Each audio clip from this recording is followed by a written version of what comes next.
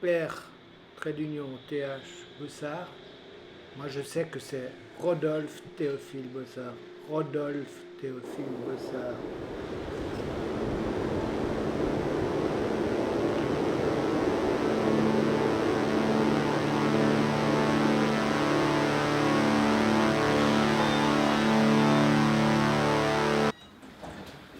Bonjour. Bonjour monsieur.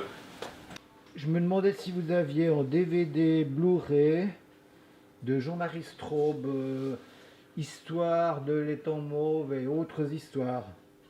Oui, je pense que vous allez l'avoir. Je vais le chercher. Merci.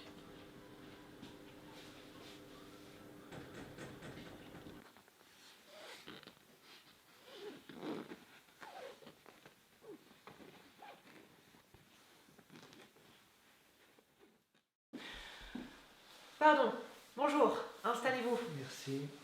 Jean-Marie Straub.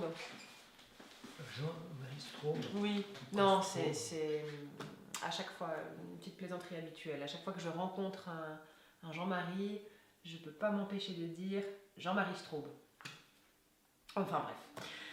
C'est parce que vous avez insisté et presque appelé au secours que je vous reçois, Jean-Marie A. Mais histoire d'amour, mais petite bourgeoise, c'était il y a plus de 35 ans, et avec mon père, pas avec moi. Vous voyez là, j'ai encore trouvé 4 exemplaires de votre ouvrage dans nos magasins. Pas mal, peut-être. Voilà. Et ah oui, c'est la flûte de champagne, c'est parce qu'on est en train de fêter la nouvelle année avec mon équipe. Voilà. Écoutez, le manuscrit que j'ai là entre les mains,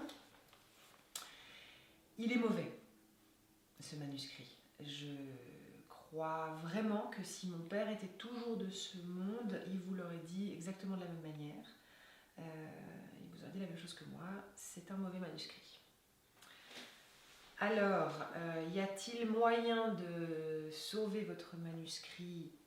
J'avoue que je n'avais pas très envie de répondre à cette question, mais j'ai pris mon courage à deux mains et je vais vous indiquer dans les 10 minutes que nous avons devant nous ce que vous pourriez éventuellement faire. 10 minutes, d'accord. La partie du texte qui concerne votre famille, il faut tout sabrer, à l'exception du chapitre, là je l'ai, Titi des poésies, c'est ça ? Titi des poésies, ouais. C'est un chapitre qui nous permettrait de nous relier au poème de votre roman d'il y a 35 ans. C'est, je crois, c'est là, non, c'est là, Logiclet, le visage clair de mer et les vagues de cheveux fougères. Et me suis-je noyé dans la baie de Carthage pour n'avoir pas vu le sourire d'Amel tel qu'Amel m'ensert dans un voilage de mer et de sable miel. La partie de votre texte relative à vos rapports d'avocat avec la justice, donc le cahier mauve, j'en garderai que l'histoire du juge cantonal Pierre-Yves Bossard, en tant qu'elle vous permet, par le tableau de son grand-père, le peintre Rodolphe Théophile Bossard, de vous relier à votre oncle âgé de 104 ans qui, si je me souviens bien, a de ce peintre un tableau, vous dites. Est-ce que c'est le tableau des deux nus au rocher ? Je l'ai là. Voilà, je l'ai noté là. Hop, c'est celui-là ? Non, c'est pas ce tableau-là. Ah, alors j'en ai un autre. Est-ce que c'est peut-être ce nu-là ? Voilà. Non plus. Non plus. Non. Mais j'aurais dû vous le dire d'emblée. Je sais que le tableau de mon oncle n'est pas dans ce catalogue de 86. Mais je vais vous le montrer là sur mon iPhone. Vous permettez ? Ah oui. Parce que, regardez, là, dans la faille de la roche, on dirait une cuisse de femme avec la naissance la naissance des fesses. Moi, je suis sûr et certain que... Donc oui, voilà des images comme celles que je vous ai montrées, des images de tableaux, mais je pense que de manière générale, vous devriez agrémenter votre texte d'images photographiques aussi.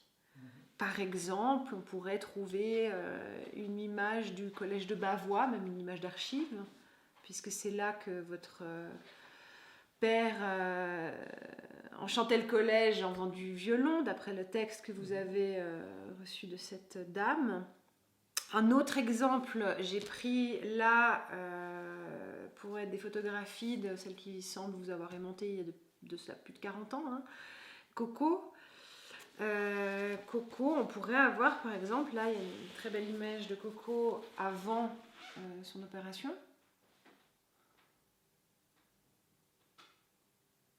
Et puis on pourrait avoir aussi, là j'avais sélectionné 2 images, il pourrait y avoir une image de Coco après son opération, on pourrait en mettre plusieurs, celle-là par exemple, Oui.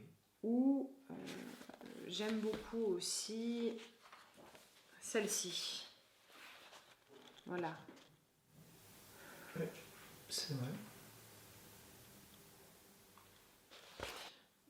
En un mot, je pense vraiment qu'il faut Élaguer, dit-elle. Élaguer. Et puis, par la présence d'images, de tableaux, de photos, on peut, je dirais, frontaliser, c'est-à-dire mettre des textes qui alimentent les images alimenteraient les textes, vous comprenez ? Voilà. Bon, à part ça, il y a du point de vue de ce qu'est la réalité du monde aujourd'hui, des tas de choses intéressantes dans votre texte, hein. Par exemple, les décisions de justice que vous rapportez.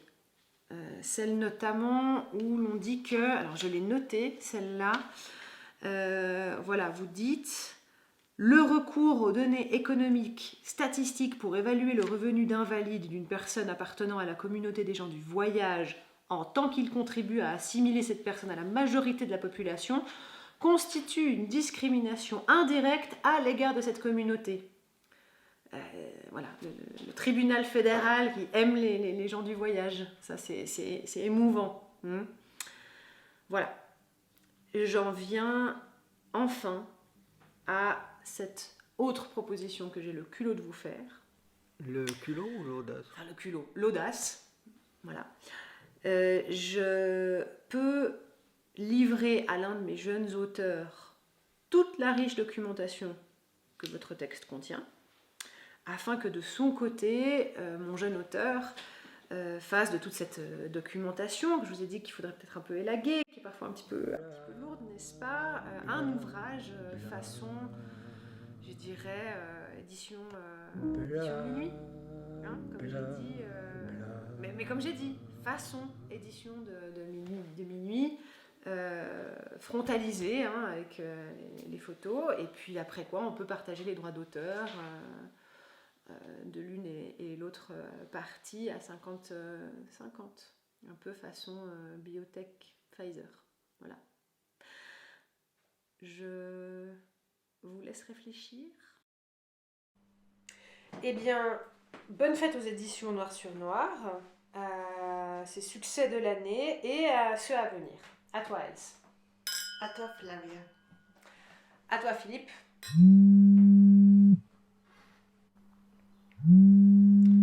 Qu'est-ce ? Notre vieil auteur se rebiffe. Il menace de mettre le feu à nos magasins si nous ne publions pas son texte tel quel.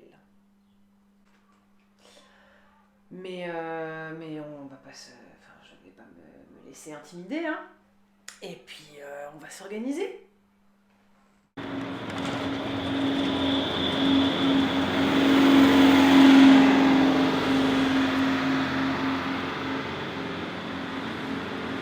Pardon, monsieur, les éditions Noir sur Noir, livre au-dessus du cinéma. Merci.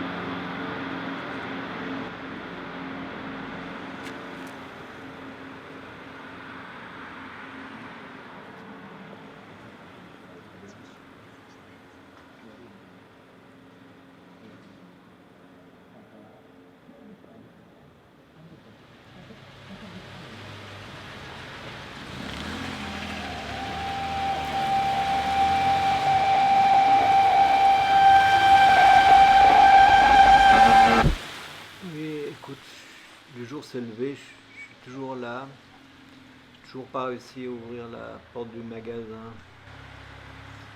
Ok, je compte sur toi.